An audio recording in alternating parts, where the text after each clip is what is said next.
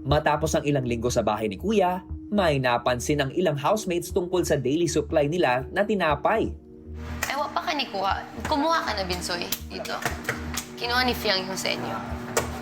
Sobra na naman. Sino ba yung kumukuha ng mga bread? Sobrang tinapay. I mean like, may sumobrang kumuha.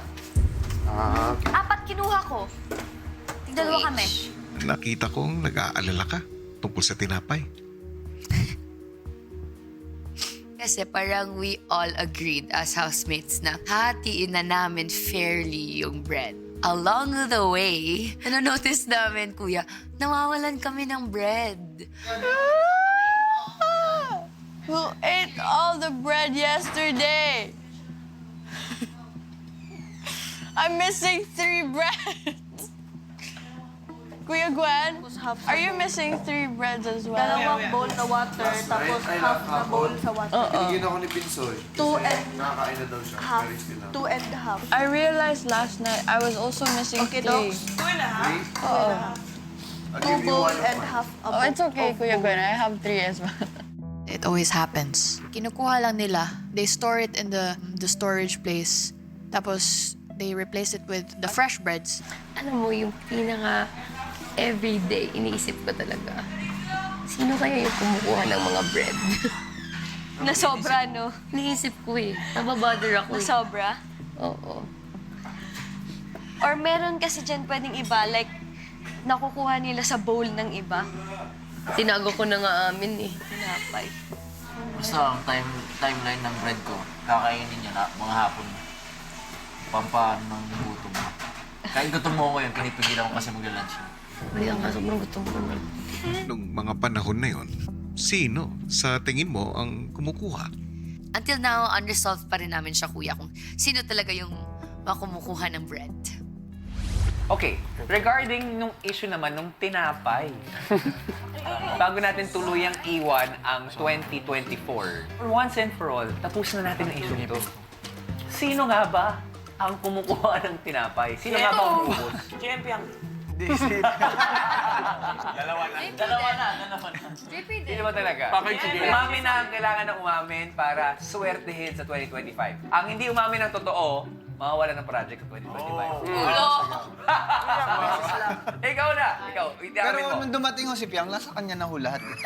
Sinungaling ka, nominado nga ako dahil sa'yo. Ay, ikaw nagsabi. Totoo, kasi every time nakukuha siyang tit, siya talaga kumukuha kay Rob. Tapos, hinahatian niya lang ako. Tapos, ito namang housemates na to, akala pag nawawalan, lagi ako, totoo siya naman kasi talaga. Nagsasabi? Eh, syempre! Siyempre, ano? Sanayin na. Syempre, minsan kumukuha din ako. Pero mas madami talaga siya. Hindi, mas marami. Nakuha po ako, pero mas marami po yung kanya. Talaga na. Sino ba talaga? Ba't mo nga ba ilalaglag yung kapwa mo mandurukot? At least, di ba? Iisa lang naman yung business. May partner pa lang partners in crime. At least nangyari. Thank you, palapakan natin si Faye. Buti umamin ka na, bro. Palapakan natin si Faye. Buti umamin na kayo. Maraming salamat. Para naman sa mga susunod na batch ng housemates. Sa mga susunod na aspiring housemates. Advice? Anong piece of advice nyo? Lalong-lalo na tungkol sa pagkain. Guys, kaya magtago ng pagkain. Huwag kayo mamuha ng tinapay. Huwag kayo makuha ng tinapay. Or magpaalam. Yes, magpaalam. Huwag kayong maging madamot sa pagkain. Ito, galingan nyo sa taas para meron kayong karne. Yan. Pwede rin yan. Housemates lang ang makakaintindi ng sitwasyon sa loob. So yung maliit na tinapay man yan, big deal kasi siya dito. Kaya dapat be fair. Bilang yan, araw-araw. Bilang yan eh. Bilang namin yan kung ilan size per house. Pagkakuha pala namin sa tinapay, kinakount na namin. Yun lang. Hindi maintindihan yun kasi hindi kayo nawawalan ng tinapay. To the point, Kuya Robs, na pati pagmamasahin ni Bitsoy, yun yung pambayad. Yun yung Tinapay. negosyo. Nagiging ano na yun. Pambayad nila yun sa akin. Nagiging pera siya. Yun yung pera namin dito. Currency na yun dito. Talent fee yun.